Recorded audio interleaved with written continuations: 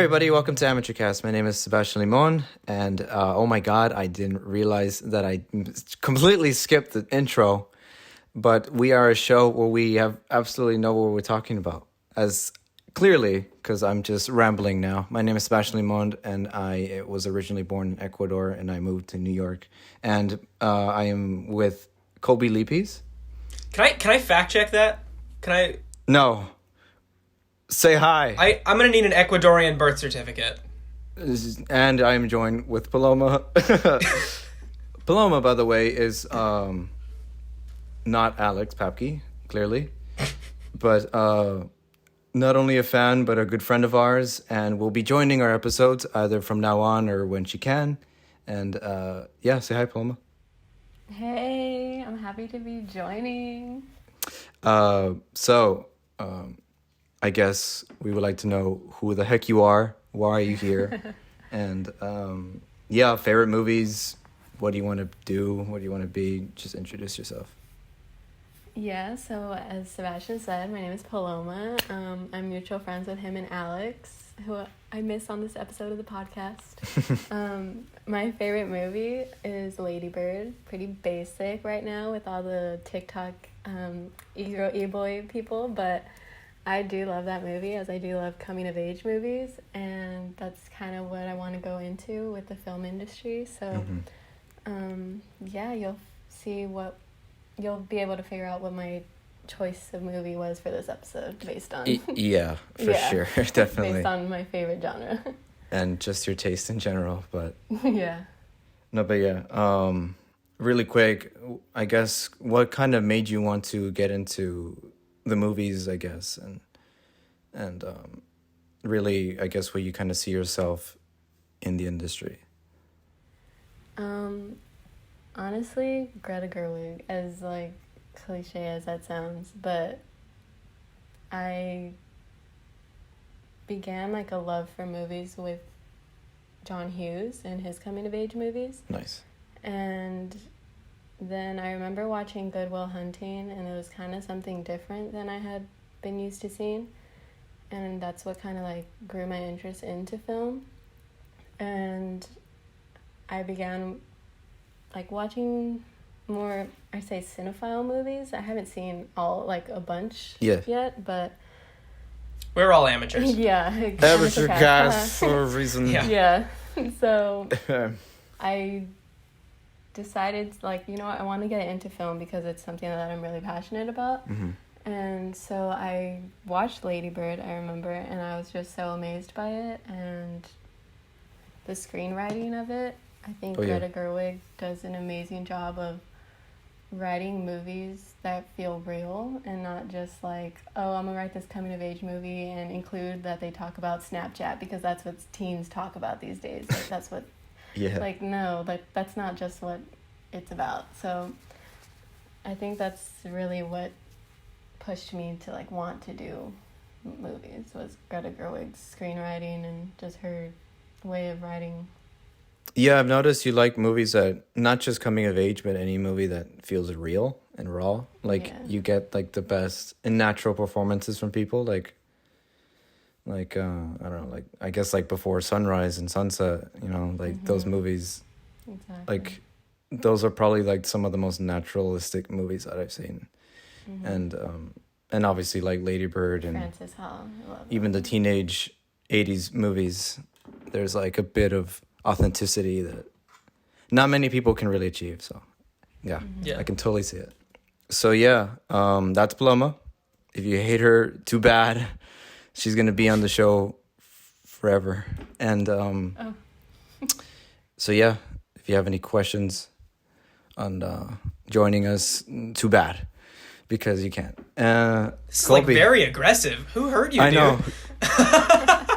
Too many people. Which one of our audience members sent you an email, like, being really angry about... Was it my mom? It might have been. It was something Lipis. I was like, review. Who this?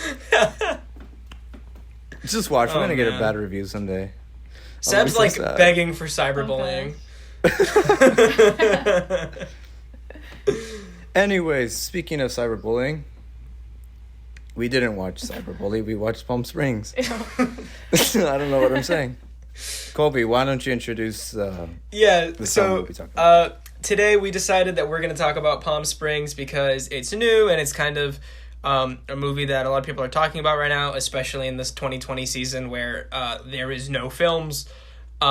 Everything is coming out on streaming or like tiny little independent horror movies coming out in drive-in theaters. But this Palm Springs, this new romantic comedy with sort of a sci-fi twist with Andy Samberg and Kristen Milioti and J.K. Simmons, not only is kind of making a big splash, at least on like Letterboxd and film Twitter, but no also pun intended. Yeah, but also has broken the record this year for the highest Sundance sale. Oh yeah, yeah. By 69 cents, they broke the record. So it's kind of a cool big deal movie, at least compared 69. To the film slate of 2020. And we just wanted to take this opportunity to give our review on it and then talk about our favorite romantic comedies. So first, let's dive into Palm Springs. That wasn't really a pun. The pool's not that big of a deal in the movie, but it's there. So we'll make some pool puns. Okay. Seb, why don't you start? What did you think of Palm Springs? It was cool. It was wonderful. Yeah, I went in thinking or like knowing Andy Samberg, romantic comedy, and J.K. Simmons. All right, let's see what this is. And yeah, I did not expect the whole sci-fi, basically Groundhog Day plot. And it took me off guard at first, but it was definitely like, because at first I was pretty nervous because I'm like, oh God, like I can see this playing out. I know what's going to happen. And then bam, they go in this cave and then weird things start happening. And then they start repeating the day. I'm like, okay, this is pretty fun. Yeah, I really liked Andy Samberg's and what's her name? Kristen Milioti. Yeah, their chemistry was really good. Like, I really liked the two of them together. They were funny. Andy Samberg, I love Andy Samberg, but I can also see why people can hate him because he can be pretty annoying when he's given the wrong material. I think here he did a good balance of being him, but being normal at the same time. So I thought he wasn't like anything new in the movie, but he gave a fine performance. He did pretty good. And I guess he's one of those actors or comedians that can play annoying people without being annoying. At least to me, personally. Yeah, he's such a big personality that it's like he can be taxing, but I think in the right roles, especially in this movie, he kind of comes off more as just like a lovable big personality, sort of like almost John Candy-esque. Almost John Candy, and with a hint of Bill Murray with being so passive of life. Yeah, but definitely. No, yeah. What did you guys think of the movie? I really liked it. I went to see it at the drive-in and didn't really have an idea of what it was about. I honestly was more excited to see it just because it was Andy Samberg. I am a big fan of Andy Samberg. So going into it, I didn't know that there was a twist of sci-fi into it. And once I did realize that there was, I was kind of scared. I was like, what are they going to do with this? Like, how is this going to work? And I kind of enjoyed the sci-fi aspect of it just because it's unexpected, but it works. I don't know. And then the whole chemistry between, or just seeing J.K. Simmons and Andy Samberg on the same screen, it was pretty fun to watch. Yeah, and both of them being so crazy together. Yeah. And I think they did a really good job of showing the same day over and over, but it not getting too tiring. Like, okay, I've already seen this. Like, I need something new. Like, I was always entertained. Yeah, it easily could have gone repetitive, but it never, like, to a point where I did think, like, oh God, this is going to get annoying. They added in something else to I guess, alleviate the plot. So, Yeah. Exactly. Speaking of J.K. Simmons, we see J.K. Simmons high in the movie. Probably the funniest thing I've ever seen. Not like casual weed high. No. Like high off his rocker cokehead. Yeah. They're in a hot tub. I think it's coke, right? They're not or a hot meth tub. or something. Yeah. He goes insane. It's great. It was hilarious. I loved it. It was. Really random side note. The actress that plays Tala, really cute. I think it's Camila Mendes is her name. Camila Mendes, if you are listening to Riverdale, this, I think. hit me up. Oh, God. Sebastian. Hit me up at Amateur Cast. Okay. No. Because she's listening. Yeah, well, I think at least half the cast of Riverdale listens to this podcast, without a doubt. Probably, for sure. So hopefully she's one of those. For sure. Is Sierra Ramirez in Riverdale? Do you want... No, she's in Pretty Little Lies. I'm not sure. No. Oh. Never mind. Do you want Cody from the Sweet Life of Zach and Cody to call you, if not Camila Mendes? Cole Yes. Sprouse? Yeah, Cole Sprouse? Yes. Yeah, okay, cool. That's your backup. Awesome. Wonderful. Good stuff. We'll tell him to tell Camila to call you. Right. Wonderful. I'm sure they're When tight. he does call you. Yeah. But to get back on track to Palm Springs.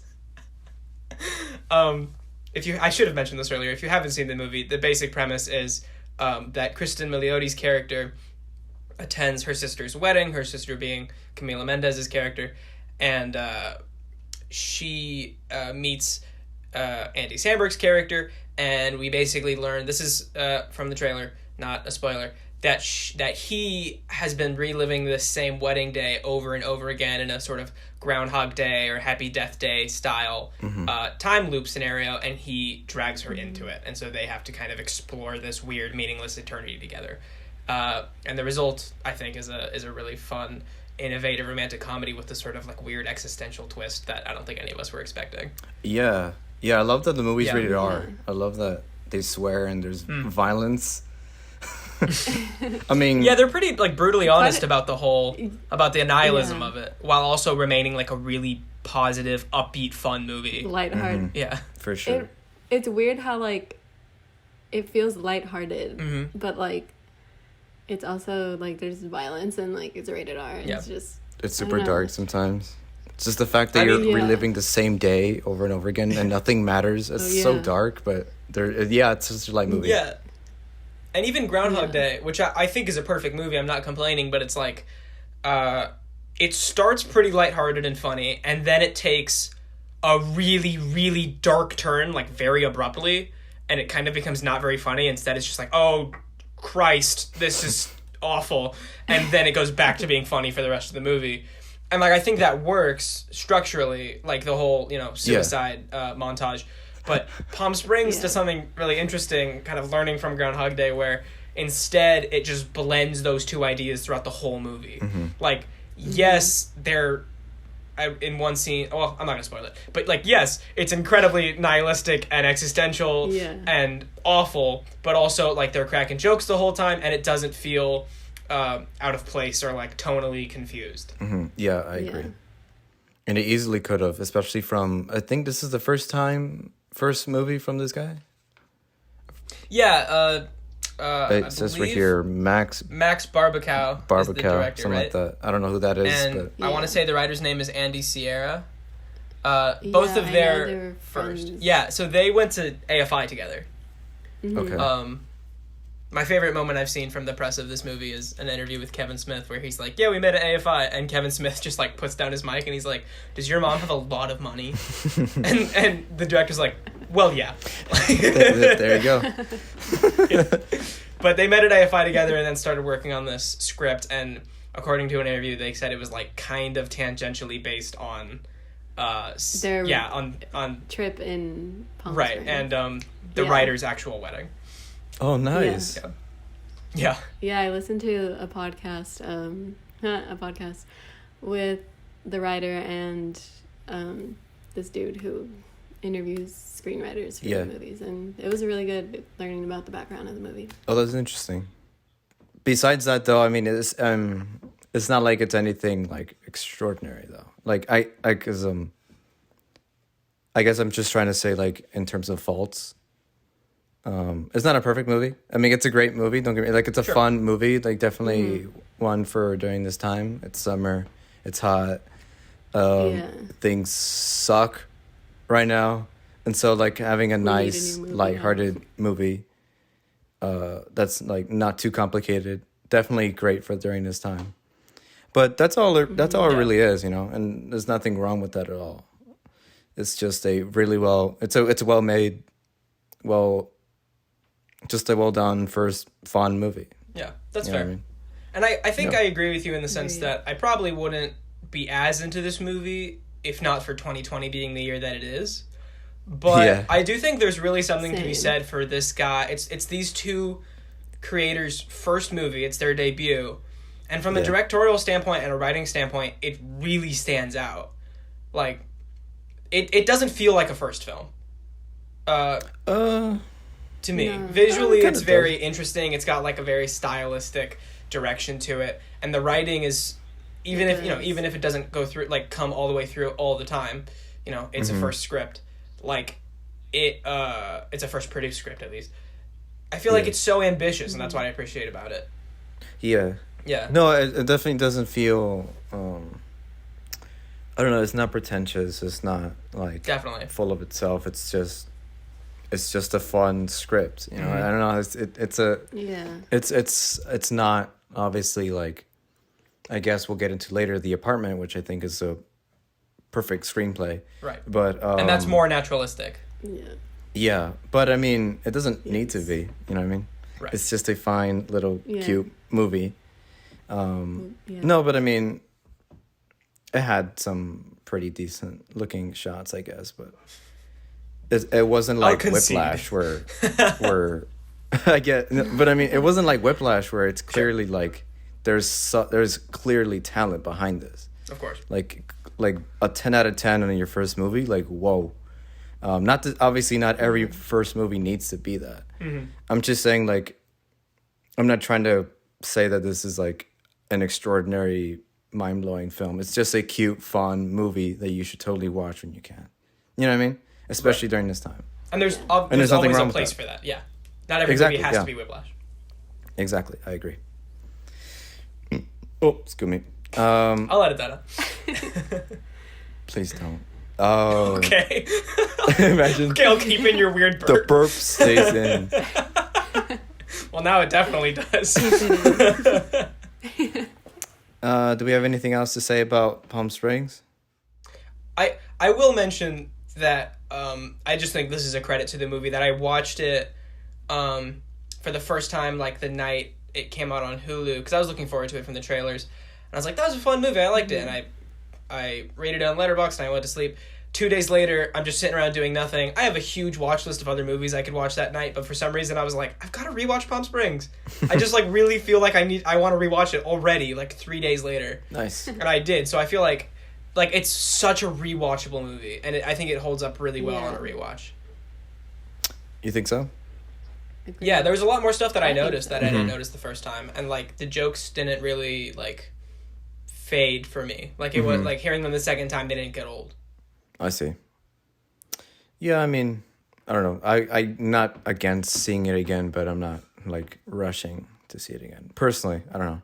But what about you, Paloma? Anything else to say? I think it was just the same things that we said. Like, it's a really lighthearted movie, but also like touches on stuff that I think a lot of people can relate to, but I liked the way that it was lighthearted in the way that we need it to be right now. But yeah, overall, a good recommendation to all the listeners listening. Yeah, thank you, Mom. I hope you enjoy it, Mom. Thanks, Dad. What was I gonna say? Oh my God, I lost my train of thought. Somebody say something. Also, Hulu's killing it this year. I really like Hulu this year. Every year up to this point, I've been like, okay, they're Walmart brand Netflix. But this year, they have been delivering on like these movies. Rami? Yeah. Oh, I'm watching the second season right now. Yeah. Oh my God. I'm like 2 episodes into the second season. Oh God. Hulu's killing it. Rami season 2. Shirley, Painter and the Thief, which is a documentary that nobody has seen, but it's great. Yeah, Hulu's killing it this year. Check out new stuff on Hulu. Yes, check out Rami.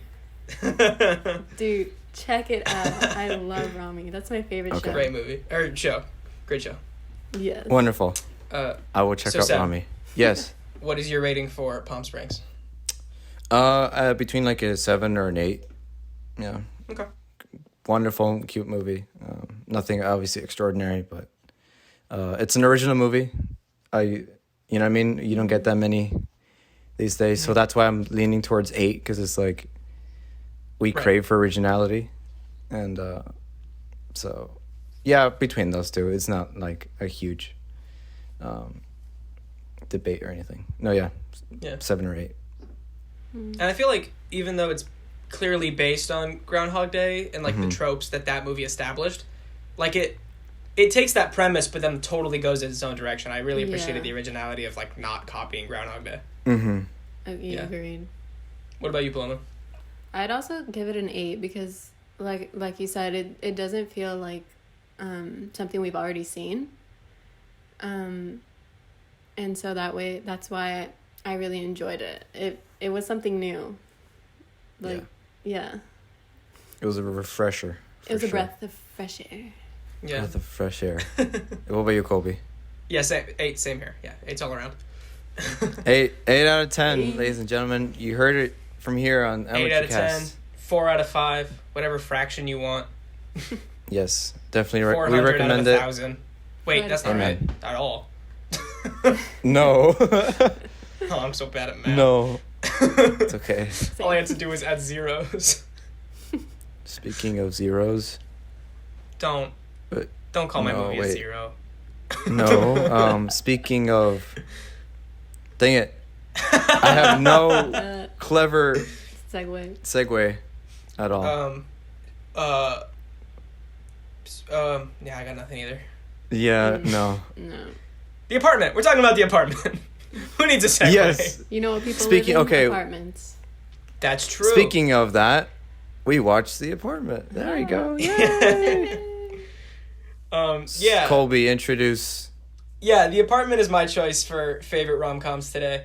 It killed me a little bit to not talk about When Harry Met Sally on this podcast because I think that's the quintessential rom-com, you know? That's like the best example of like your classic rom-com tropes. But I think my actual favorite movie that is a rom-com is without a doubt The Apartment. It's one of my all-time favorite movies, easily top 10. It is a 1960 film written and directed by Billy Wilder, starring Jack Lemmon. I'm fact-checking this as I'm saying it because I'm so paranoid that I just got that wrong. But that's correct. No, that's correct, yeah. Starring Jack Lemmon and Shirley MacLaine and Fred McMurray. It is basically the story of a man, C.C. Baxter, played by Jack Lemmon, who is kind of a pushover. He works in this huge building with like 100,000 other workers or some ridiculous number like that.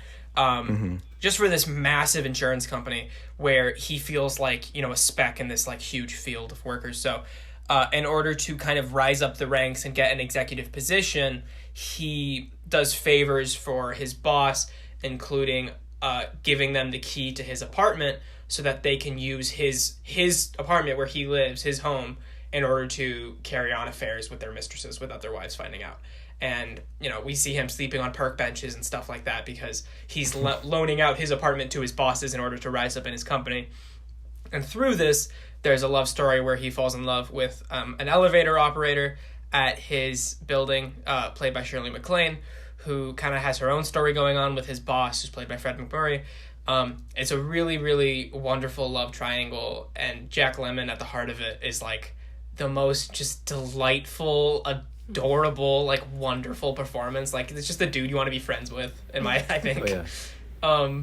But also like somebody you feel bad for because, you know, he's in a really crappy situation. Like he's kind of selling his life away to try to rise up this like corporate ladder. So yeah, I watched this movie for the first time probably last year, and I think I'm not sure exactly what prompted me to do it. I think maybe I saw them talk about it on an episode of Screen Junkies Movie Fights or something like that. And I was like, that sounds fun. So I got the Blu-ray and I was just like blown away by it. and it is a Best Picture winner. And Billy Wilder is also just like, yeah.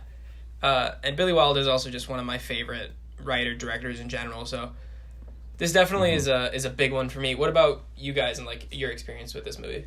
It was my first time watching it for this podcast, and it was on my watch list on Letterboxd, and I really enjoyed it. Like, going into it, I was like, okay, I don't know how this is gonna go, but like, I know Shirley MacLaine is a great actress, so I had like high hopes for it, and I really loved it. Like, it is a long movie, but I never felt bored or like waiting for it to end. I was always like excited for what's gonna happen next, and like the twists and turns that happen between the love triangle.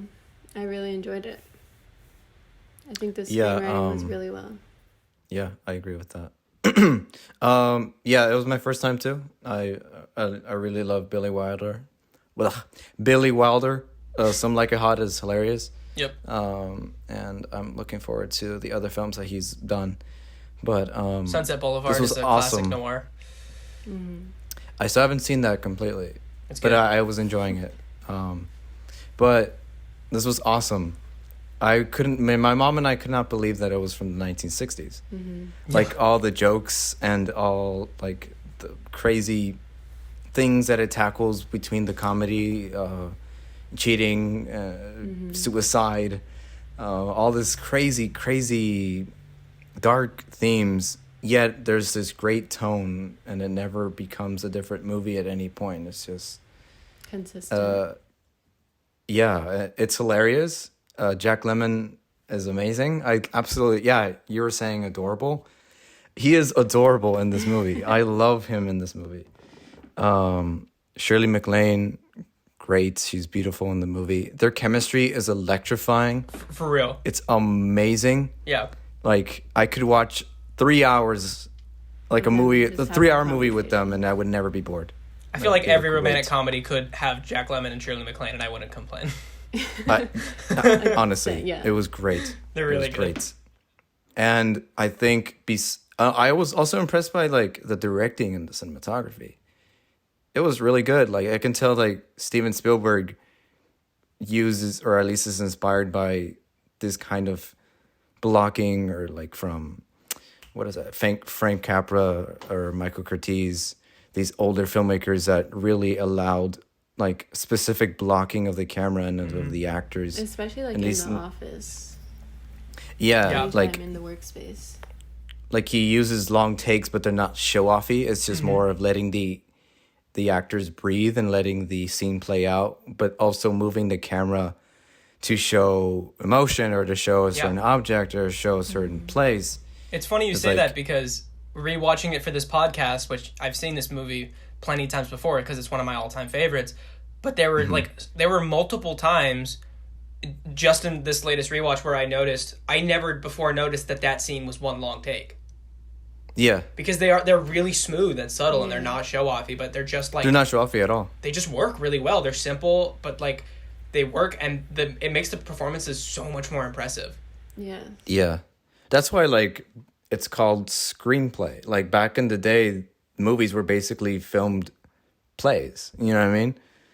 And obviously, as time went on, people experimented with film and jump cuts and filming on location and needing sets and all that stuff. But when you watch old movies, you get to see just how impressive and how really talented. I guess it's a different presentation than how we are used to some of the movies today. You know, like, I think that's why Spielberg feels very classic yet new at the same time, because he borrows a lot of the technique, like Billy Wilder did in this movie, or even Michael Curtiz with Casablanca or something.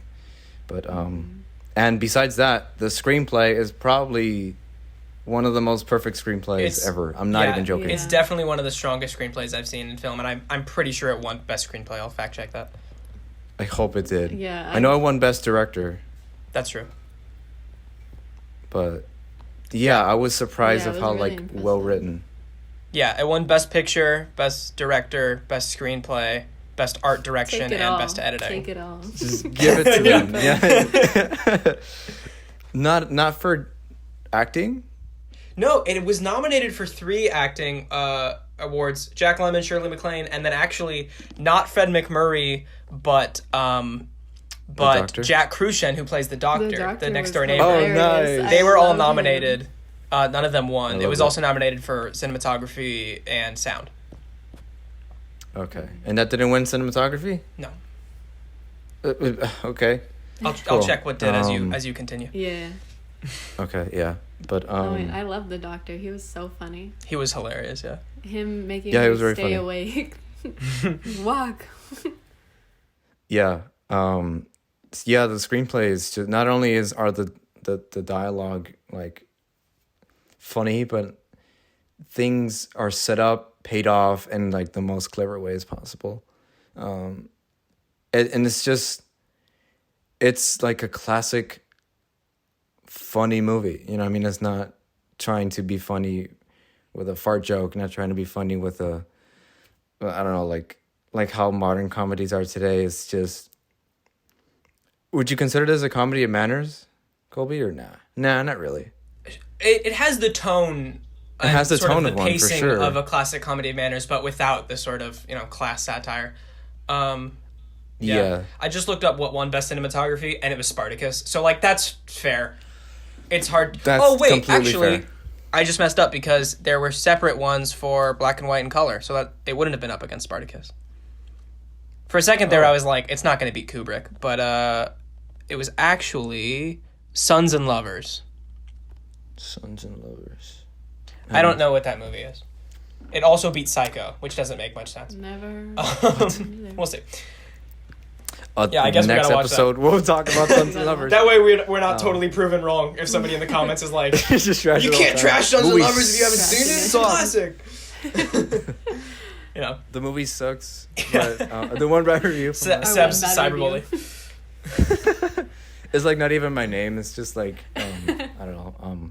Mike Coxlong. Oh my god. Or what is it? Hugh Jazz. Humongous. Any name that Yes. Bart Simpson would write. or what is it? What is that that game that we play at school? Kahoot. The Kahoot Oh my- names. yeah. You know what I mean? Yeah. Yeah. Oh man. Just isolated everyone over 25. Yeah. I'm so sorry. Anyways, back to the apartment. Yeah, it was really enjoyable. Just like, especially the scene where he just discovers that she's the one that owns the mirror. No, yeah, we're spoiling all these Watch movies. Yeah, this movie So- came out legit 60 years ago. If you haven't seen it, I'm sorry. That's your fault. Yeah. Yeah. My fault too, but yeah.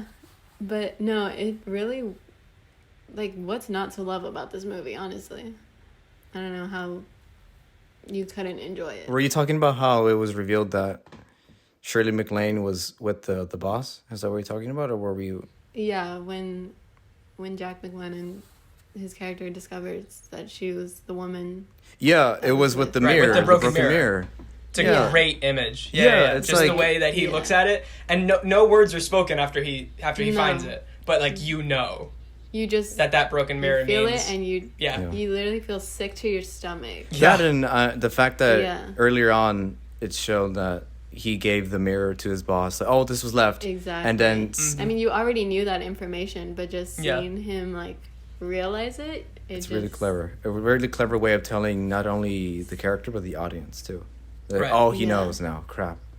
Yeah. And it's a great setup and payoff that actually like is essential and like pushes the narrative. It's not just there to be like, look, I'm a good writer. I can do setups and payoffs that like are like fluff, and like those are fun. Yeah. But it really is essential. Earlier in the movie they set up her mirror is broken, and it's left in his apartment when she's there with the boss, Mr. Sheldrake, and then when she pulls it out later, he realizes it's the same mirror he found in his apartment. So now he knows that she was there with Sheldrake. She doesn't know that it's his apartment.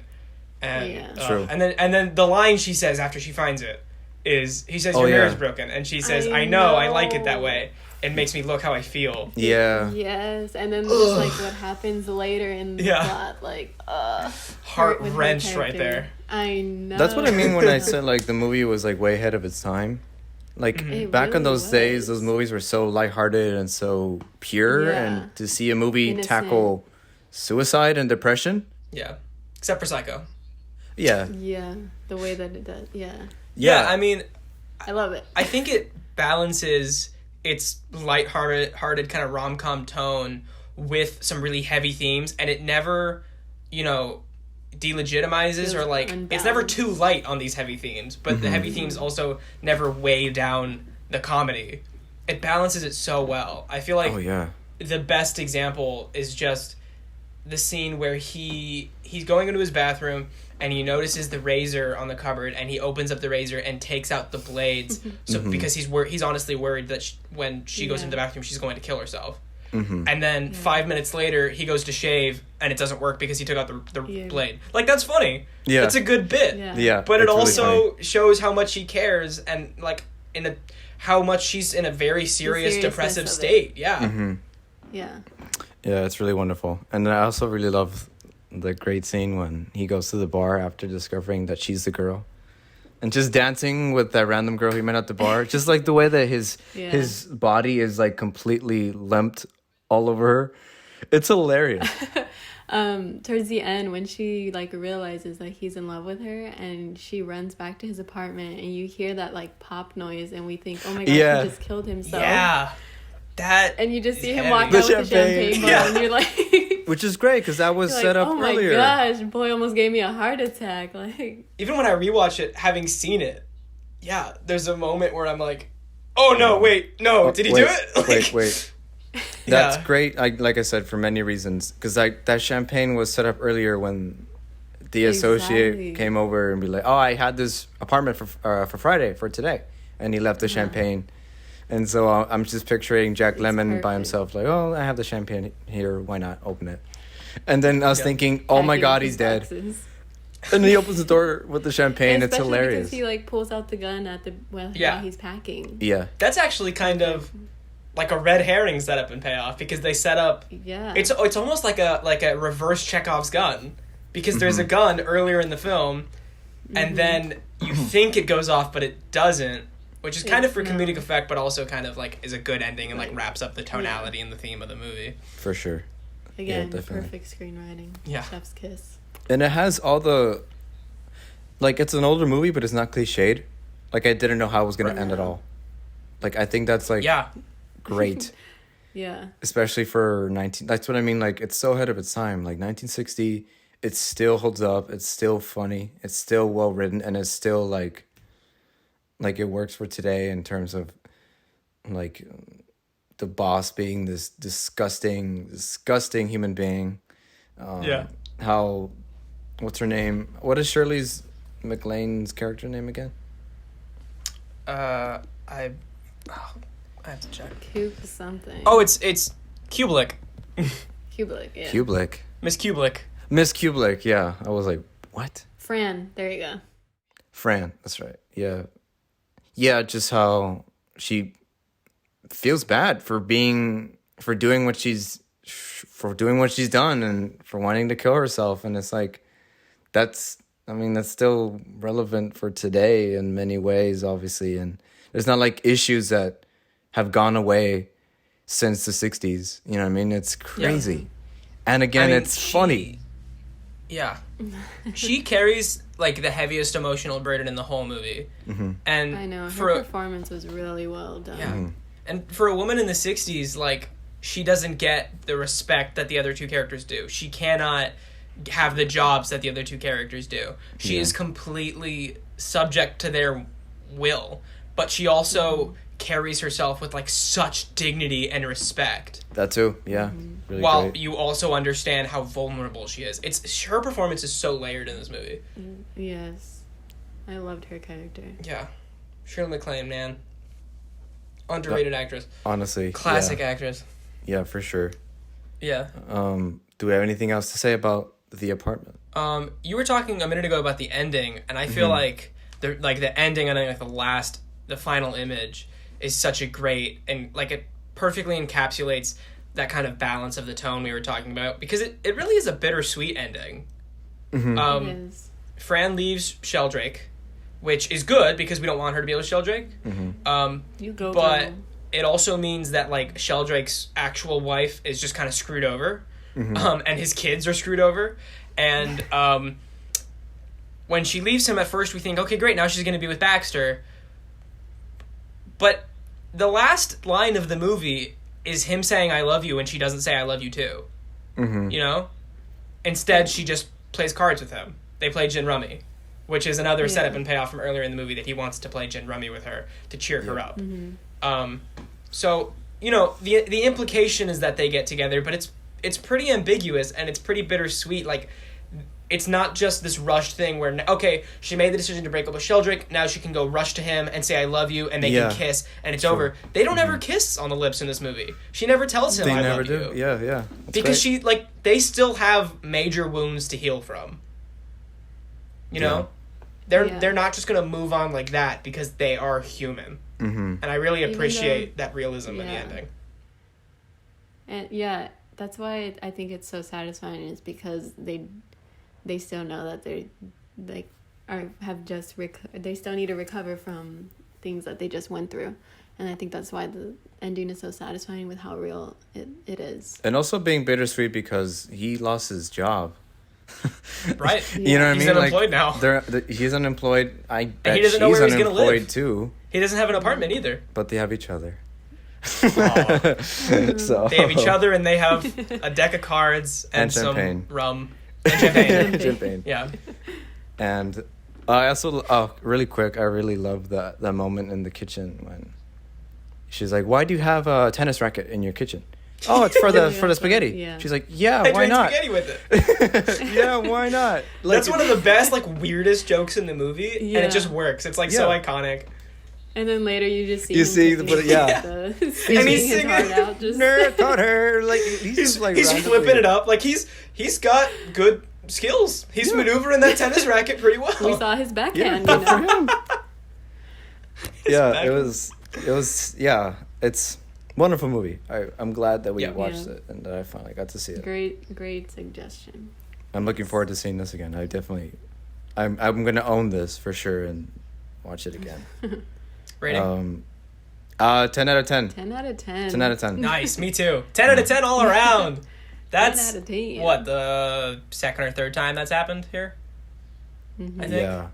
I think we did that for Parasite and... For the Pixar. And the Pixar movies, we got a bunch of 10s. Yeah. Oh, that's true. I think all the Pixar movies were 10 out of 10. And then Ratatouille and WALL-E. Whiplash and La La Land. Okay, so I guess it's not that historic, but it's cool. Also, that makes me so happy that you guys hadn't seen the movie, and then now you guys have watched it for this and loved it. That makes me so happy that now there's more apartment fans. Oh, definitely. I'm looking forward to seeing this again. Yeah. Yeah. Thank you, bro. Yeah. I really enjoyed it. Mm-hmm. Yes. Okay, now let's get into the next film. Is there a segue for this? No segue. No. No. We'll talk. We just blast the song Pretty in Pink. The apartment's in black and white. Let's talk about a movie that's all about color. The poster's in black and white, except the poster is in black and white. Yes, it is. So, all right, sure, that's good enough. Paloma, why don't you talk about your pick? So my pick for the rom-com was Pretty in Pink, a 1986 John Hughes movie. It's about Andy, played by Molly Ringwald, and her navigation of whether the Richies are better than those who aren't rich, and whether she should date this Richie and what her friends and people close to her think about it. Even though she doesn't really care about their opinions, the Richie, played by Andrew McCarthy, who is the character Blaine, he truly does care about people's opinions on what they think about their relationship. And I think it's when I first saw this movie, my mom showed it to me when when I was in high school, and I really fell in love with it. That was when I like was discovering all these John Hughes movies, my love for coming of age. And I think I just really appreciated the fact that this movie focuses on the underdogs and not just any old people group. Like, I think the way that it's so relatable to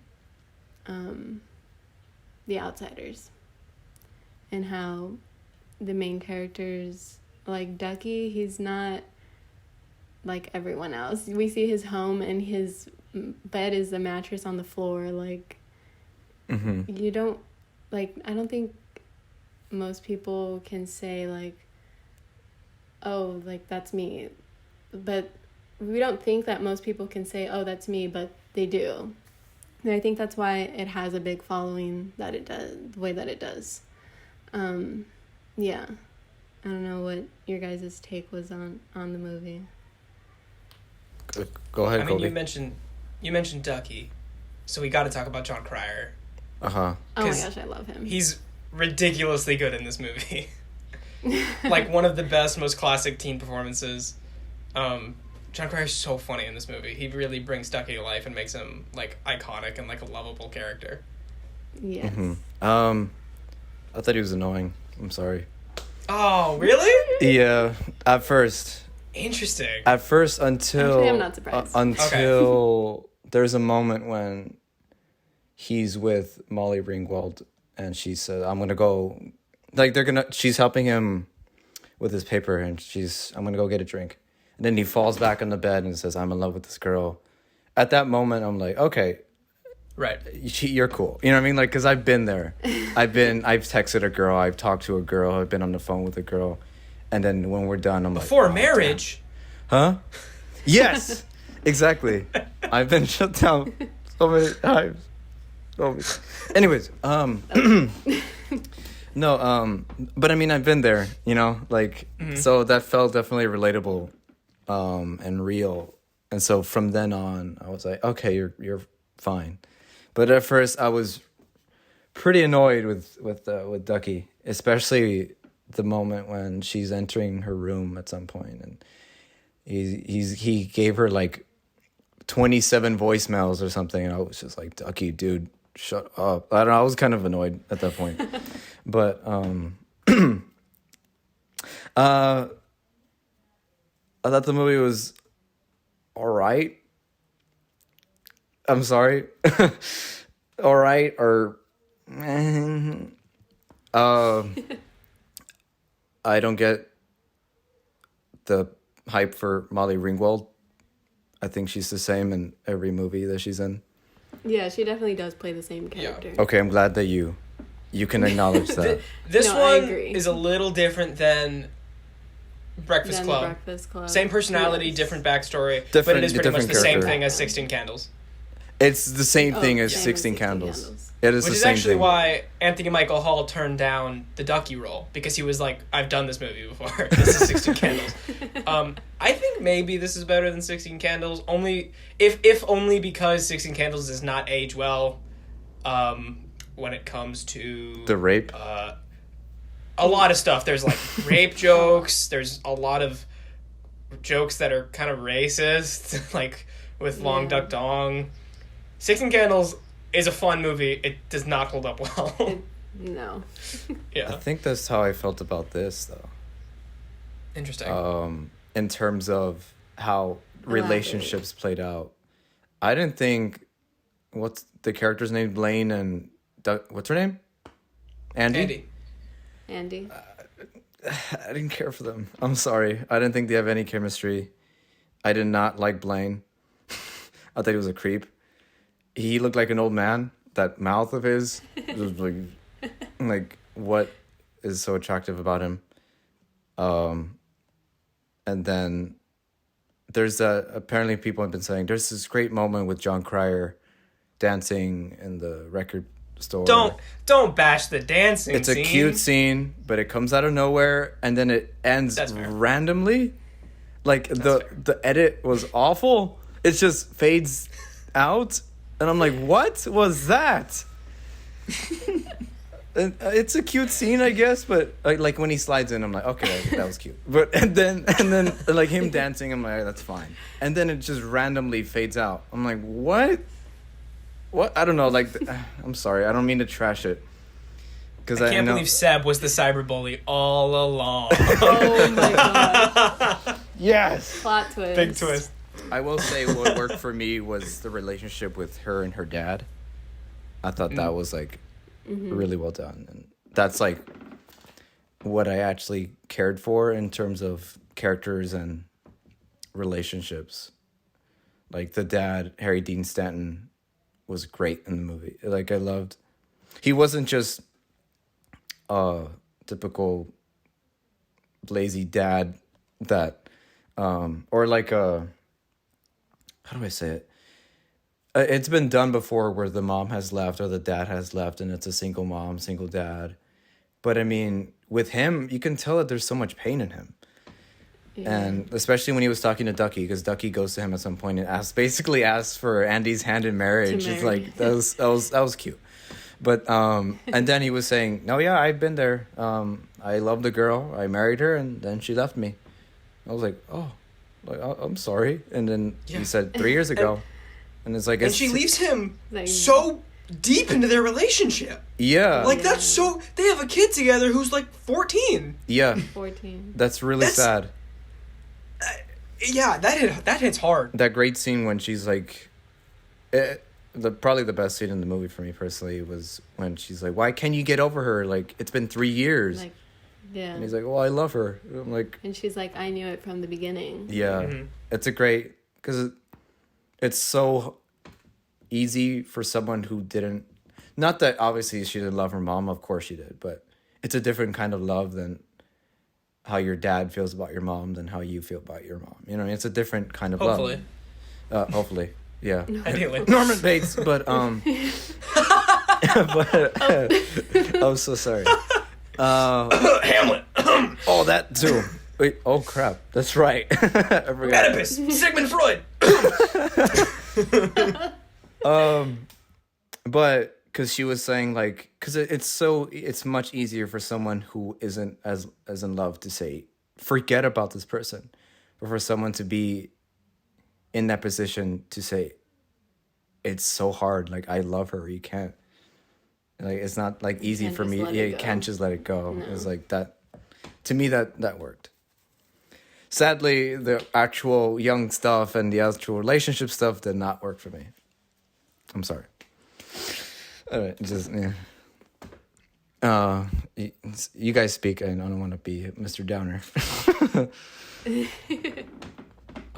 Paloma, I really wanted to ask what you think of the ending, because the ending of this movie is controversial, has kind of a famous Hollywood story behind it, and I wanted to know your take, it being one of your favorite movies. Piece of crap ending. For the longest time, I did want her to end up with Ducky. And I know that there was, like, supposedly somewhere in the world, they recorded the ending, like, where she ends up with Ducky. I have tried to find it. It's impossible. It's impossible. But I think I kind of agree with the ending now, because I feel like even though she doesn't end up with Ducky, it kind of makes both of their characters grow. Mm-hmm. And especially Blaine's, because he, for the longest time, like, he's into Andy and we know that he wants to be with her, but when he makes that decision to, like, ghost her in the sense, we're turned off by him. And I think when she does like go back to him, we see a character change in him and in her too. But like, he comes up, he's like, hey, and then she's like, hey, and he doesn't even say sorry, and then he walks away, and then she's like, she wants him. Like, what? I didn't believe it for 1 second. I'm sorry. So Seb didn't love the ending. I hated the ending. Would you have preferred it if she ended up with Ducky? I preferred if she was just no. I wanted it with no one. I would have liked if she ended up with like nobody, like have her be on her own. Like maybe like I think that would have been cool. You know what I mean? Yeah. Like her not needing a guy to be happy, not needing reassurance from someone, whether it be someone safe like Ducky or someone cool like Blaine. It's the love that she has for herself that all she needs. And no, gotta go with a guy at the end. And that could have worked. Don't get me wrong. Like there are movies that they end up together and it's great and it works. Like The Apartment, for example. But here, Blaine was a jerk. I didn't care for Blaine. Like he never defends her. Think about it. It's true. And why would you choose him? No, but I mean, James Spader, who was fine. He's a handsome man. Don't get me wrong. Handsome James Spader, that hair. Jeez, this is such an 80s movie. The description. Do you love James Spader? Does it go Camila Mendes and then Cole Sprouse and then James Spader? Absolutely. Yes. Oh God, Ultron. Robert California. Heck yeah. With sexy voice. The Lizard King. Oh God. Honestly, like James Spader, that voice. Sorry, we went on a James Spader. This is now a review of James Spader. Okay. 11 out of 10. 11 out of 10. Highly recommend. Yeah. No, I don't know. Nah. Didn't like it, yeah. Blaine. Nah. Which makes me want to see is that just your that footage. Your gut reaction? Like, why did to the movie? Yeah. The ending? No, just to the movie overall, I guess. I don't know. Okay. When it comes to the ending, Paloma, I had like a similar process as you. I definitely didn't like it at first, and I wanted her to end up with Ducky, and I feel like that's how most people feel, which is ironic because the whole reason they changed it was because every test audience they showed it to hated it and wanted her to end up with Blaine. Mm-hmm. It's weird. Makes no sense. I want to see the original cut, but Did it suck? I agree with you. I think I hadn't seen it in years, and I think when we planned to talk about it on this podcast, I was like, okay, I mean, whatever. That movie was fine, but I kind of only remembered it as being that one with the weird ending. And then rewatching it for this podcast, I was, like you, I liked it a lot more. I think it's way better for Ducky's arc that he doesn't deserve her as a girlfriend. No. They're good friends, and I like that they stay friends. But as cute and funny as he is, in my opinion, not in Seb's, and as good as John Cryer is, like, he is obsessive. He's kind of an obsessive, stalkery sad boy.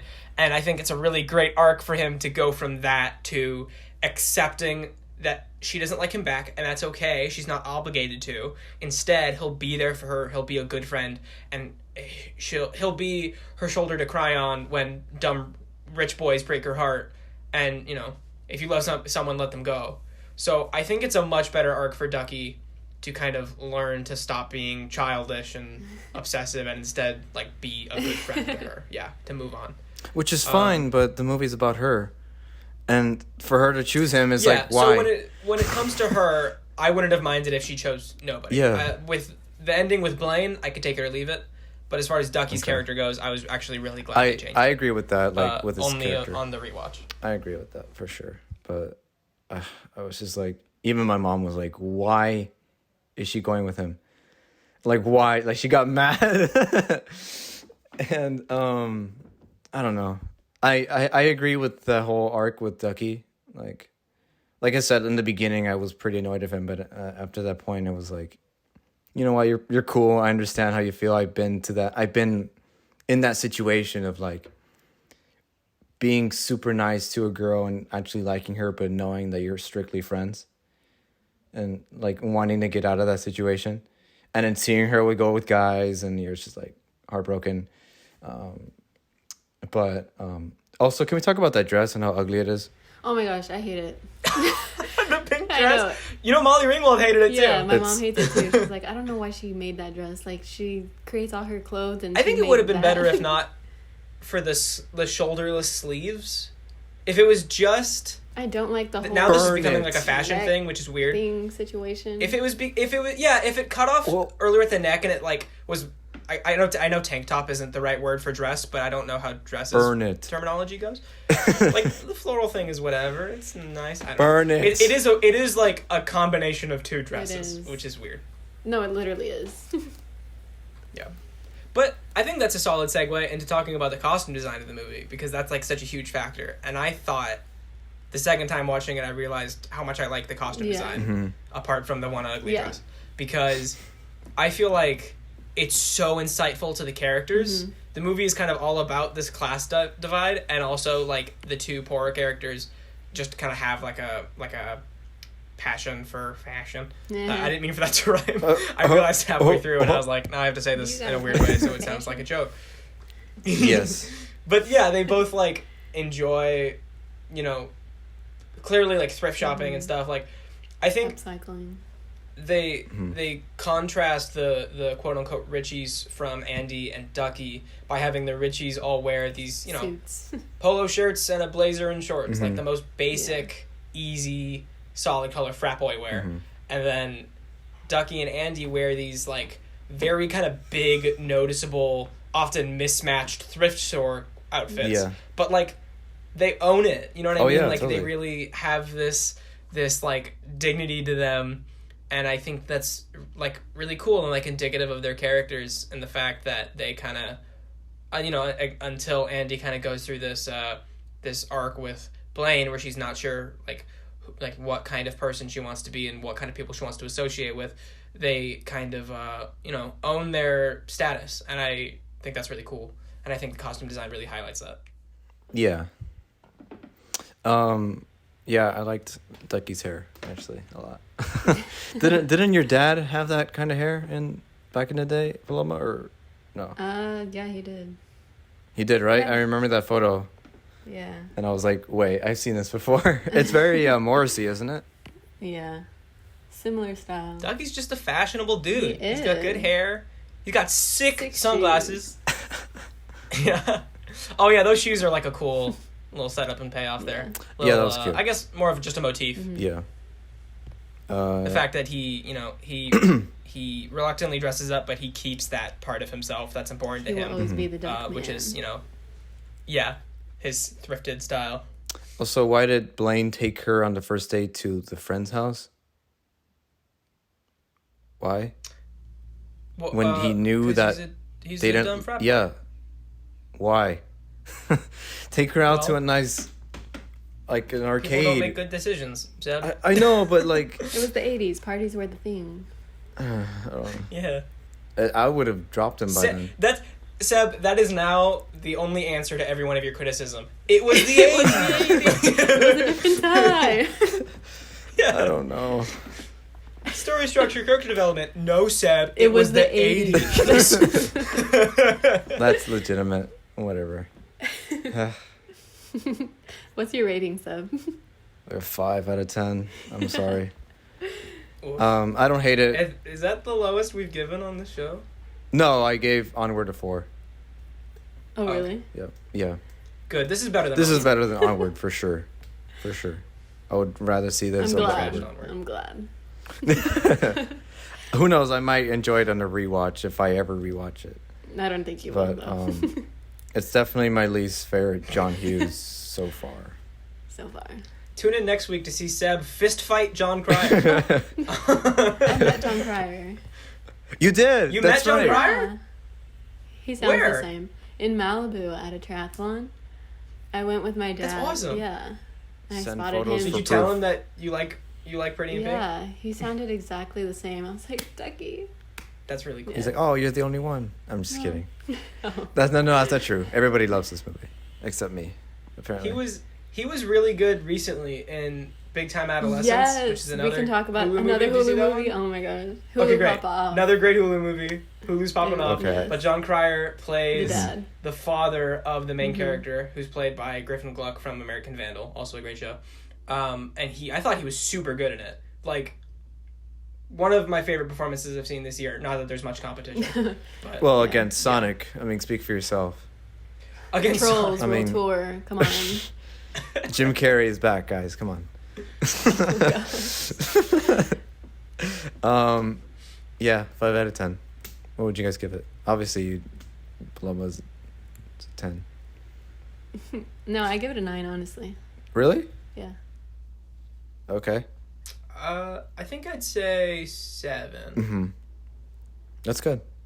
I don't know if on most. I feel like everybody has a different scale of like what number is like the cutoff for good. 7 is good. 7 like is good for me too. Yeah. Yeah, I think anything above a 5 is good for me. Yeah, I agree. Yeah. Like 6 is passable, 7 is good, 4 is great, 9 is almost a masterpiece, and 10 is like a rare masterpiece. I agree. Yeah. Okay. Now that we've got that cleared up. Okay, that was Pretty in Pink, ladies and gentlemen. If you haven't seen it, why did you listen to that? We just spoiled the movie. Go watch these movies. Now we're gonna segue into my pick, which is Punch Drunk Love from Paul Thomas Anderson, starring PTA, a P.T. Barnum joint, and starring Adam Sandler as not Adam Sandler from Just Go With It or Pixels or 50 First Dates, even though I love 50 First Dates. Or The Wedding Singer. I still haven't seen that, but I'm sure it's wonderful. I've only seen the second half of The Wedding Singer. What? Which is weird. That's a bad way to watch it. Yes. Just watch the ending. So Punch Drunk Love is from 2002 from P.T. Barnum and stars Adam Sandler. And it's basically... Did you say P.T. Barnum? Like the Yeah. Greatest Showman guy? Yeah. Oh, We're going to confuse some people. Yeah, now. sorry. Paul Thomas Anderson is the actual... Hugh Jackman directed this? Hugh Jackman, the greatest piece of crap movie I've ever seen. But, yeah, sorry. Punch Drunk Love stars Adam Sandler as Barry Egan, who is basically a salesman of, like, toilet parts, Yeah. Novelty toilets and stuff. And he's a very Plungers. insecure, very nervous and anxious man who has so much crap from his sisters and is nervous at work and meets this woman named Lena.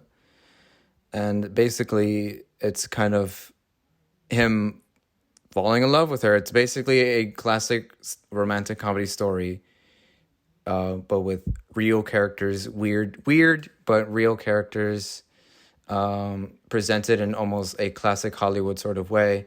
But he's also dealing with this sex phone line that he called and is in trouble with. And it's a very weird movie, and it's awesome, and I love it. The first time I saw it, it was on Netflix. I didn't know what to expect. At that point, I hated Adam Sandler. And then I watched it, and I was like, Adam, I have a new respect for you. I don't know. It was just... Yeah. He pulls through when he's not producing the movie. Yeah. Like, even now, like, the movies that he's make, like, the produced ones, I don't hate. Because it's like, I can tell that... Because, I mean, in that he's having fun. He's having fun, but it's like, it's a business, you know? With his You friends. gotta know when to make money, but know when to do the art that you love. And it's clear that he's someone that loves that medium and loves to be a dramatic actor when he can, because he's good. yeah. Whether it be this or Funny People or Uncut Gems, which recently came out. But The Meyerowitz stories. Or Meyerowitz stories, Yeah. exactly. It's a Stuff great like one. that. But yeah, I watched it and I was so blown away, and like, what the heck? This is weird, but it's funny and it's cute, and it's like a classic Hollywood movie, but it's a romantic comedy, but it has a phone sex line thing and it has violence, and it's like, what is this? And it's unique, and it's not my personal favorite Paul Thomas Anderson film. That would probably be like The Master or Phantom Thread. Okay. But or There Will Be Blood, of course. But So good. yeah, Milkshake? Milkshake. But yeah, I was blown away by this for many reasons. But yeah, what did you guys think of Punch Drunk Love? watching the first couple of minutes, I was like, what is going on? Yeah. And I was like, this is the most Seb movie. Yeah, right. Right. Because of how weird it is. Yes. I understand this completely. First the lighthouse. No, this is a different kind of weird. Yeah, I mean, the lighthouse was good. I mean, this is good too. But just watch... It was so funny, like, watching each other's movies. I'm like, it's so funny because, like, obviously we picked them, but it's like... Mm-hmm. It's so they're, like, clearly of taste. each taste, yeah. Right? Yeah, it's clearly, like, of each taste, which is great. It's so funny. Yeah, I loved it. I think you can't not point out, like, the camera work and the use of color in this movie. Like, it's just, you can't not talk about it. It's beautiful. It's in your face, but it's not, like, obsessively in your face to where it's, like, it doesn't work. Mm-hmm. Like, even from the first shot of him at the desk just sets the tone for everything. Mm-hmm. Just the fact that everything's blue. Yeah. And him, like, in the far corner alone, like, you can tell that. Isolated character, yeah. Yeah. I think that's probably, like, my favorite part about the whole movie is that visually it tells you, like, what's going on with the story. I think especially with their wardrobe and how his tie changes. Yeah. It's like subtle changes. That iconic blue suit that he wears the whole movie. Yeah, even he never takes off that suit. It's great. Yeah, even with her wardrobe, it changes from... It's the same outfit, just a different shade of, like, pink or purple. And how it, like, how they suddenly, like, change their wardrobe when there's changes in the character. I think I really appreciate that visual storytelling of the movie. Yeah. Barry, the character portrayed by the Sandman, definitely seems like he is somewhere on the spectrum.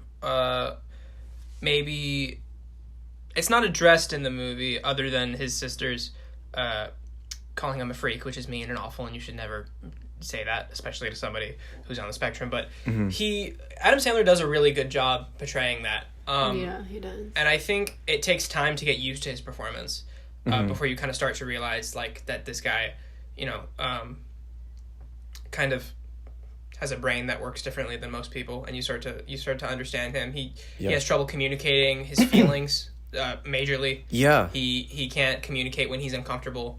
And instead, sometimes he takes that out in fits of anger. He becomes obsessed with that blue suit, and he wears it multiple days in a row. He will get so focused on something that, and this is a detail that I really loved they included, that he'll be talking on the phone, and then he'll hang up the phone and leave the house, and he'll go to work, and he'll still have the phone in his hand. Yeah. He does that, like, twice throughout the movie. Like, he becomes very, very focused on specific things. Adam Sandler really brings a humanity to this character that, in the hands of another actor, could have been not only kind of maybe insensitive, but, like, really difficult to sympathize with and understand. Yeah. And of all people, Adam Sandler makes him so... human and it's not just a great performance for Adam Sandler, it's a great performance, period. Yeah, true, honestly. And a huge part of that, it has to be accredited to Paul Thomas Anderson, both as a writer and a director. Yeah, definitely. I feel like this movie takes the characters that Adam Sandler plays in his comedies and puts them in real life. You know what I mean? Like, this deranged, weird man who wouldn't pass by as a regular cool person in real life, just someone that has issues and is weird, and you immediately, I don't know, for me, like, I really sympathize with his character. Like, I think what really, like, hit it home for me was the scene when he's talking to the dentist, and he just says, it's like, sometimes I just cry for no reason. Yeah. And he started to cry. And from then on, I was like... That got me to tear up. Yeah. That was hard to watch. I was like, that's it. You brought it home. Like, I'm in the movie from then on. Gosh, I mean, there's just so many things little details, not just in the script, but again, like... Even with the music, like... Yeah, like I feel like the music really allows you to get into the head of Barry. Yes. Just how anxious and nervous he is. I felt watching this movie. The amount of times that like the music built anxiety in me watching There's a bunch of like sounds, wasn't it? Yes, just like little like Whoa. the different instruments used. I'm like, oh gosh. The score is probably my favorite aspect of this movie and one of my all-time favorite scores. It's a great score. Crazy good. Yeah. It's both like bombastic and weird, but then it gets like whimsical and romantic. It's a great score. It switches between those two really frequently and kind of abruptly, but like not in a sort of tonally confused way. Yeah. Totally. Because it always matches how Barry's feeling. Yeah, definitely. Which is something we talked about last episode, I think, with one of the Damien Chazelle, or maybe all of the Damien Chazelle movies. First Man? The one who wasn't in the episode remembered. Oh, I love it. First Man. I finished listening to it yesterday, that's why. Nice. Much appreciated. The only one that we were talking about First Man and how the score has to, really reflect the character's feeling. Mood. Yeah. No, yeah, it really, like, I just love that it takes the classic romantic comedy structure and this old Hollywood presentation and tells the story of basically a man with issues seeking love and seeking acceptance and basically finding strength when all these people just put him down. Yeah. It breaks my heart seeing his sisters just constantly putting him down and being so cruel. I felt so bad. Remember when you threw that hammer? Remember when we called you gay boy?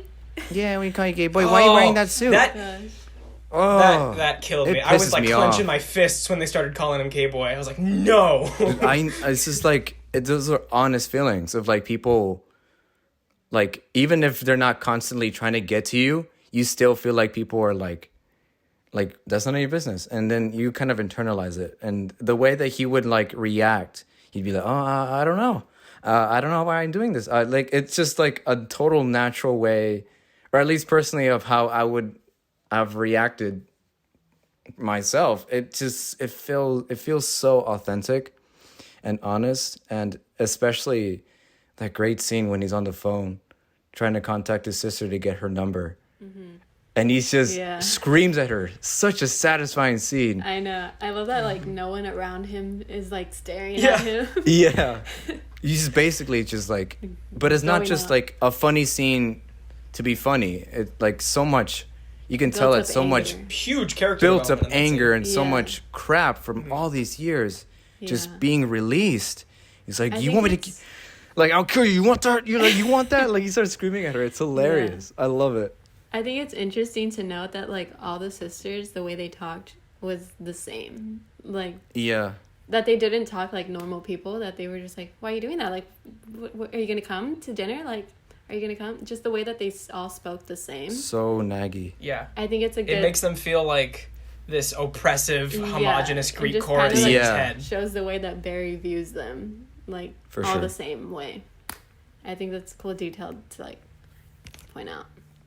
Yeah, it was really wonderful. And I also, little random detail, the love interest isn't like a model. She's just a cute, pretty girl who likes him. And that's great. You know what I mean? Like, and it's so pure. Like, I love the scene when there's a great moment when he leaves her apartment. He's like, okay, I gotta go. Bye-bye now. And he's walking out the hallway and he's like cursing himself out. He's like, bye-bye now, you motherfucker. Like, why did you say that? And then she calls him and says, I wanted to kiss you then. And so you just see him like running back up, trying to figure his way. The music's building up. It's all romantic and whimsical. You're just rooting for him. And then they finally kiss. It's all classic Hollywood with the push in, the music building up, and it's great.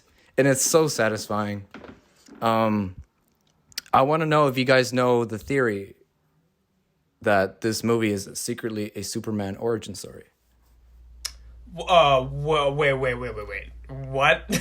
Yeah. A Superman that's Clark Kent is Adam Sandler. Yeah. Think about it. His suit, red, white, and blue. Okay. The sisters. Does he wear a red tie? Yeah, sometimes. Oh, okay. I don't know much about Superman, honestly. Oh, crap. Superman doesn't even wear red, white, and blue. He wears blue, red, and yellow. Well, he wears blue. Tell him. Whatever. I'm mad at this theory. This is dumb. Listen to me. The what is it? I have it here in my notes. The harmonium is like the fortress of solitude, where he goes basically to kind of like, what is it? He kind of goes for comfort to that little harmonium. The sisters all have like shades of green for like kryptonite. He gets free frequent flyer miles to fly around with the pudding. And it's a bit of a stretch. I mean, he's on a plane. Yeah. He has super strength, like in the beginning when he breaks the bathroom thing, and at the end when he's beating up the guys for crashing into which is another great scene. I love that scene.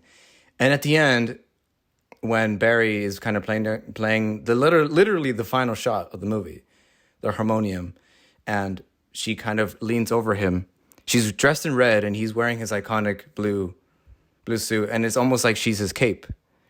And she says, "Here we go!" Like if they're gonna fly and leave together, and just like little things like that. PTA's favorite superhero, like I don't know. I just Googled that because I wanted to see if PTA had said anything about that, and apparently, it looks like maybe the theory comes from Netflix. Like the Netflix Twitter tweeted that. It tweeted it because it's like a famous thing. Oh, okay. Oh yeah, it was. What does it say in the thread? Originated by a Reddit guy named Ryan Desmond. I can't find any quotes from PTA himself. Mm-hmm. Well, that's why it's a theory. It's not like a confirmed thing. I mean, okay. It's interesting. That's a bit of a stretch.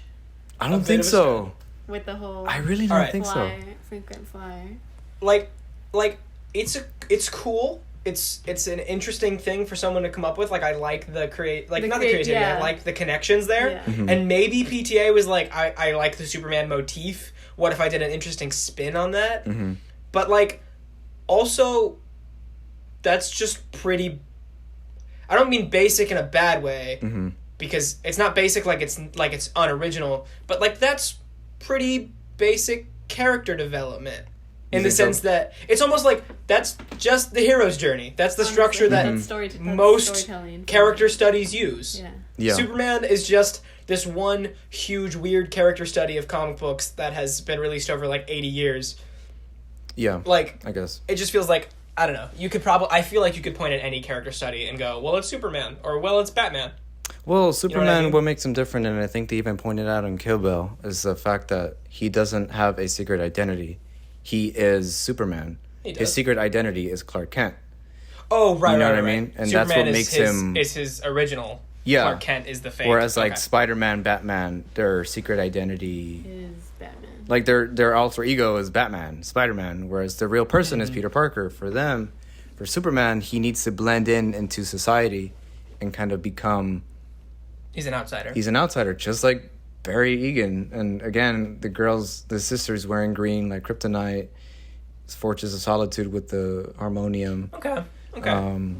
His super strength. I'm not saying like it's supposed to be exactly an origin story. I'm just saying it's just like you can tell it's like very subtle, and it borrows hints of the actual origin or what Superman is as a character. Yeah. I kind of get it now. Maybe Paul Thomas Anderson, that was a little intentional. He was like, what if I... He was onto something. Yeah. Maybe Paul Thomas Anderson was like, what if I used some Superman iconography? Maybe. It's almost like Paul Thomas Anderson is a pretty good director. He's alright. Who, like, is pretty intentional about the way he directs his movies. He's alright. I don't know. That's just a crazy Reddit Just theory. an idea. Just, sometimes I say crazy things. No, yeah, I just wanted to... put that out there. I don't know if you guys knew about that. No, I had no idea about that. I find it really interesting. Just like a great little moment when he's on the phone with her. Two great moments, obviously. Like he's in Hawaii trying to get her, and then a man answers the phone. And you're like, oh yeah. No. And then he kind of calls the hotel again. He's like, excuse me, I called in for... be in the room. A man's not supposed to be in the room. Yeah. And then when she says hello, the light turns on in the phone booth. Yeah, great. I love It's that. like it's I love great. that. That was a well-timed, cute moment. I like that. Yeah, super cute. And I mean, like, there's like also just, again, it really puts you in like the perspective in the head of the character, in that he's always constantly judged by his sisters and being put down. And the one time he finally decides to be vulnerable and trust somebody, like with the doctor, he's shut down. He tells his sister, and his sister goes up to him, "Hey, my husband was telling me that you were crying, you have crying problems," and and it's like, I hate that. I absolutely, and like out loud at his work too. Really, I hate that, and so I really was like, and in front of the girl that he likes too. That too, in front of, the British like, girl. no. so every time you see him, he's just like, "Hey, I'm sorry, I'm not like this. I promise." That's and then he goes, "My sister's a liar. Yeah. She's a liar. My sister's a liar. My sister's a liar." The amount of times this movie broke the 180 line. I didn't notice that. What do you mean? Interesting. Like the scene where he's on the phone with Georgia and like talking back and forth with his sister and in his office, the camera like crosses the 180 line so many times. Mm-hmm. And That's right. Even at the end, is it the end? I think when he kisses her, when he goes to kiss her, when she calls him, after she calls him saying like, "I really wanted to kiss you," it crosses the 180 line then, because he comes down and we see it from one perspective.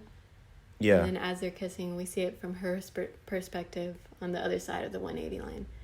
That's a really interesting intentional. Yeah, break I want to know rule. like what the reason why they chose to do that. That's super interesting. The one time I did notice it was when it's zooming in really fast on Philip Seymour Hoffman, who we haven't mentioned yet, but he's great in this movie. Oh, he's amazing in this everything movie. He's in. Yeah. Even though he has a super tiny role, Yeah. he's great. It's zooming in So on him funny. really fast and intensely as he's standing in the big open window of the storefront, and then it's like straight on, and then it cuts all the way around to his back, and then it zooms out the other way, almost like it just passed through him. Mm-hmm. And that goes all the way around the 180 line, but I do feel like it works because that shot really stood out to me. Like it felt like an oppressive, intense shot, and it's perfect because that's right when he's like screaming on the phone, being insane. Great. It makes him feel scary. You just tell me to go F myself. Did you just Shut. Yeah, Shut I up. love shut. Like that guy even I saw has that like scene issues too. on Twitter, Uh-huh. like the day before I watched the movie, and I was like, "What Philip Seymour Hoffman movie is this? This is hilarious!" And then I was watching the movie the next day, and I was like, Yes. Yes. Yeah. Philip Seymour Hoffman, who's probably my favorite actor next to Daniel Day-Lewis. Yeah. Rest in peace. Great little weird performance. Like Paul Thomas Anderson is known for like having weird characters in his movies. Great characters. I love them. I also love the scene when he's at the date with Lena, and she mentions how the story of when he threw the hammer across the glass or whatever, and then he's like, "Excuse me for a minute," and then he goes and wrecks the bathroom because that's his only way of like releasing that out. inner anger. and then he gets the kicked sound out. kind of does the lighthouse thing. Oh, where it's it, like, like- overblown, right? Yeah. The mics are like overblown intentionally Yeah. to make that scene like really Intense. and oppressive, and Yeah. like destroys your ears and your heart.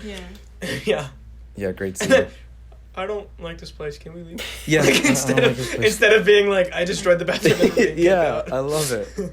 And he's always like, Yeah. I also one thing I noticed about this time is that immediately it's not like he's completely open about himself or letting her know everything and trusting her. Really, it's kind of like a development of trust, and it's not until at the end of the movie that he tells her Everything. what he did. Yeah. And he's like, "I'm sorry, I called the phone 6 line before I met you, of course, and I just wanted to make sure that they didn't hurt you, and I'm sorry, I shouldn't have the hospital." You know what I mean? Like, it's not like he mentioned that. Like, throughout the movie, he was kind of like, I can tell you about this later, or I can, that's not really something I want to talk about. Yeah. It's later as he's kind of realizing that she does love him and that she cares for him, that he's really willing to open up. Because like I said earlier, when he was vulnerable to the doctor, completely shut down. And it's just like, great character study, great performance, great movie. I adore it. Yeah. You were talking earlier about how authentic it is and how authentic Adam Sandler's performance is. And just as a character, like how, real and palpable he is. And I love that the character development in this movie feels natural and authentic, and it's not like suddenly he's perfect. Yeah.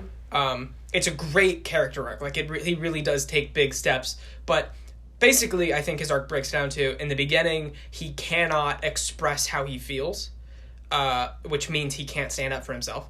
And in the end, he learns how to. But it's not perfect, because that's not real.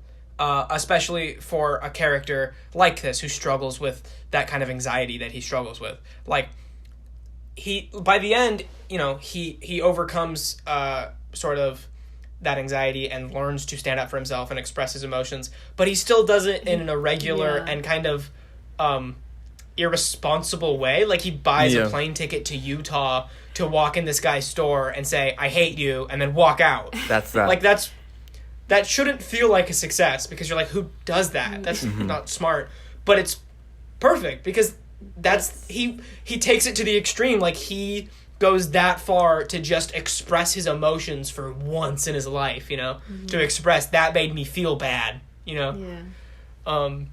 And I love the way he takes down Philip Seymour Hoffman, who's like so scary throughout the rest of the movie when he's just on the phone. Yeah. And then when they actually meet, he's weak. Yeah. He's like nothing. He's getting a haircut and and he basically just wimps out. He's wimpy. But he's still like a punk real. that wants the last word, though. He's just like, all right, now get the F out of here, pervert. And he's like, what did I tell you? Yeah, that's and then he goes, never mind. That's it. You know what I mean? Like, people like that exist. It's so Absolutely. great. Absolutely. Everyone knows they someone need like the that. last word, but they're still wimps. It's great. Great. Totally great. Yeah. Absolutely. Let me see if I have anything in my notes. Yeah, you were saying earlier about the cinematography. Great uses of like anamorphic lenses. Again, it looks like a classic Hollywood movie with like the way the camera moves. Their costumes are so distinct. Yeah, I think Paul Thomas Anderson's camera work really does a good job of balancing like having a style to it, like being not show-offy, but being stylistic and having that kind of golden age look to it, but also being kind of authentic and gritty. And it intimate. Works for the movie. You know what I mean? It's not just like, look at me, I'm a filmmaker. It's like, it works for the film. It's crazy, though, like, before, the first few movies he's made were kind of show-offy, not in a bad way, I mean, but, like, when you watch them, the camera angles are all fast, there's a lot of dollies and all that. And then the movies after, like, There Will Be Blood and then From Then On are, like, very static and very almost Kubrick-y. And to the point where, like, obviously, there's still style. You can tell it's from Paul Thomas Anderson. But if you watch like something like Phantom Thread, where like the camera angles are so, like I said, static but purposeful and not like show-offy, almost reserved in a way. It's cool to see kind of him grow through the films that he's made. Like the first movie, I'm sure it's very out there, show-offy movie. The dialogue is all like snappy or whatever, and then later, you see him slowly becoming the person or the filmmaker or the artist that he's supposed to be, which is, and yeah, Punch Drunk Love is like one of the last movies that he made, which is like totally in that style of like show-offy, I guess.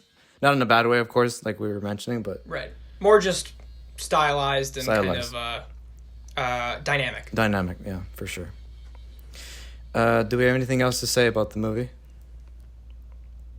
I have a weirdly specific question. Yeah. Which is, do you have a favorite shot? Like a one favorite shot in the movie? Oh my god. I know that's hard. Yeah, because there's like that great silhouette shot of them meeting. I love the last shot of the movie where she's kind of That's leaning mine over too. him. The shot of them kissing in the shot of them kissing at the apartment. Yeah, a bunch of great. Probably the final shot. Probably. Me too. Yeah, because I feel like, yeah, it's great. Like, a great little romance. Like, she's the one that gives him the strength to become a better person and to have confidence in himself. And it's so weird. Like the pudding, him like buying a bunch of pudding for free. Yeah. That's based on a true thing. Mile. Yeah, which is That was an actual promotion that happened, and somebody like scammed it and got a bunch of money out of it for like free frequent flyer miles. But I also love how revealing that is of his character. That he's like a lonely guy who doesn't really travel, but his head is so hyper focused and kind of impersonal. Yeah, that he notices this thing and then goes, "Oh, I can like get all these flyer miles," but like he doesn't need them. Like he has no purpose for them. And when he is focused on something, he goes all in. Like, yeah, exactly. He commits like so hard because he doesn't really know how to express himself otherwise. Yeah, great movie. Ratings? 10 out of 10. Obviously, adore this movie. It's like my 5th time watching it. I can't wait to see it again. Yeah, I'd say a 10. Really? Yeah. It makes me very happy. I think I go 9. Nice. Why do you hate the movie, Kolby? Yeah, well, you know what? It was really just to get back at you for the Pretty in Pink thing, to be honest. Are you mad Thanks, that Kolby. Are you just mad that welcome, Adam Paloma. Sandler didn't fart in the movie?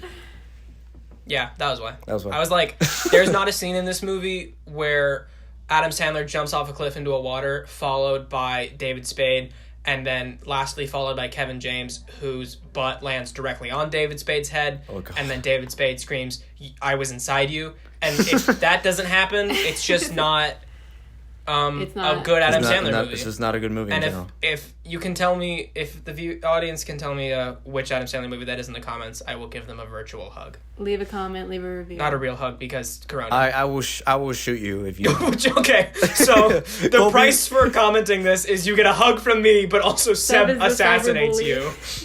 Cyberbully. So they'll trade off, but that's your guys' call. Adam Sandler actually does jump in this movie, doesn't he? When he's running from the goons and he like makes this. Yeah, when he jumps over the almost fence and, like into the street for no reason. Leap. Superman. He does. Actually, he does you know reach his what? hand over he like this. He totally does a Superman pose Stretch. there. So I'm kind of a little bit more and more on board with this theory. Aha. He does that Superman leap. Yeah, great movie. You guys got to watch it. If you haven't seen it already, we spoiled it, but still watch it. Yeah, sorry. Why are you listening? Literally came out 10 out of 10. what? Recommend. Did you guys watch 18 it? Years ago? Did you guys watch it on like Hulu or something? Where did you guys see it? I rented it. I rented it. I don't think it's on Hulu. Okay. It's the one thing they don't have. I know. Is it, We still love it's on it. Criterion, so you guys should definitely buy it on Criterion. Yeah. And it has a really awesome Criterion cover, which is the last shot. The last shot of the movie, yeah. Yeah, I love it. Okay. Kolby, shall we talk about... Yeah, so what have you guys been watching recently? You got any recommendations to throw out before we wrap it up? Speak, Paloma, speak. As we mentioned earlier, Rami. I finished season 2 of Rami, and oh my gosh, like, I thought I couldn't love that show anymore, but wow, the writing, the character, I love it all. The way that it's so raw and honest and relatable, I just love all of it. I can't wait for season 3. They just got renewed for season 3. Nice. I don't know when it'll come out at this point. Probably not for a while because production's shut down, Yeah. but hopefully soon. For sure, yeah. I mean, I don't care if it's going to take forever. Like, I'm just going to be happy to see it. So I definitely recommend watching Rami on Hulu. It is by A24, so... I didn't realize that. That makes sense, though. Yeah. Is it the only show they've done, or have they done other TV shows? They do Euphoria. Euphoria looks awesome. Euphoria, I forgot about that. Yeah, I still need to watch that. I was so happy to see that in Rami season 2 they brought in Mahershala Ali. Yes. And also Jared Abrahamson, who That's I not a think is a spoiler. super underrated actor. He hasn't been in a lot of stuff, but I like that guy a lot. Great actor. Yeah. What about you, Seb? I've been watching Succession on HBO. I don't know if you guys have heard of that show. Awesome show. I love it. It's not Rami in the sense that Rami seems more like for everybody. Like a lot of people would love it. General audience. Succession is like very much like The Big Short, where it's like it's political, but it's like almost Aaron Sorkin-y, very snappy and very modern. It's about basically this media company and this family that runs it, and this man who's 80 and he still wants to run the company, very selfish, and and his kids are kind of wanting to take over, and it's a great show. It's very well written. I like the way it's shot for the most part, and the score by Nicholas Britell, incredible. You guys know who Nicholas Britell is, right? What are his other Death scores? Moonlight, If Beale Street Could Talk. And, That's where I know Oh, that name. gosh. Yes. Yeah. Great scores. Great Yeah. score. Beale for- Street, just If in Beale general. Street could talk, Please watch Beale Street. I'm so, to this day, yes, it's on Hulu. infuriated. Is it on Hulu? It is on Hulu? Okay, love I'm Hulu. gonna I watch think it. I'm gonna so. watch it. Last time I checked. Hulu does not sponsor this show, but if you But listen they to can Mr. if they Hulu, want to. please Hulu, sponsor if us. you I are love you listening. so much. Please We love Hulu. sponsor Amateur Cast, please. Please. I'm still to this day so mad that If Beale Street Could Talk, like no one saw it and it didn't get. It's. So I think it good. should have won Best Picture, let alone be nominated. Cinematography was really good. Nice. The score was beautiful. I haven't seen If you're listening to Just yet, this so- and you haven't seen Beale Street, including you, Seb, I'm sorry. go watch it. Watch Go watch it. Not this instant, but as soon as this podcast is over, because we want you to stay to the end so we can get a view. For sure. Yeah. Yeah. And I finally watched Silver Linings Playbook. Nice. It's good, I think. I liked Is it. that the one with Jennifer Lawrence? Yeah. Jennifer Lawrence and Bradley Cooper. I always see it on Netflix. I'm She like, won an I'll watch Oscar it for one that, day. right? She did, yeah. It's pretty good. I don't like David O. Russell a lot. I don't like the way Is it the director? Yeah, the director. Okay. I think I saw. Did he also do Joy? Yeah, which I I liked Sucks. Joy. I thought that was okay. sorry. I did not care for Joy. But no, it's Stop good. talking about Pretty in Pink. Sucked. Anyway, it sucks. No, Pretty in Pink was fine. Seb's aggro today. Yeah, I've just been mainly watching Succession. But yeah, what about you, Kolby? So keeping on the trend of shows that we've been binge watching, I just yesterday finished the second, which is currently the last season, but there's going to be a third one, of Dairy Girls, which is an Irish show. It's on Netflix. It sounds weird. I was like not totally down for it, but I watched the first episode with my girlfriend because she liked it, and then I got hooked on it. It's so... Honestly, it's one of the funniest shows I've seen in a long time. Really? And the editing, and specifically the music editing in it, is some of the best I've ever seen on TV. Okay. It's, like, the way they use music... on one level, on just a surface level, just for style, to make the show kind of memorable and dynamic, but also, like, just to, like, elevate the comedy. Like, the comedic timing of the editing is so good.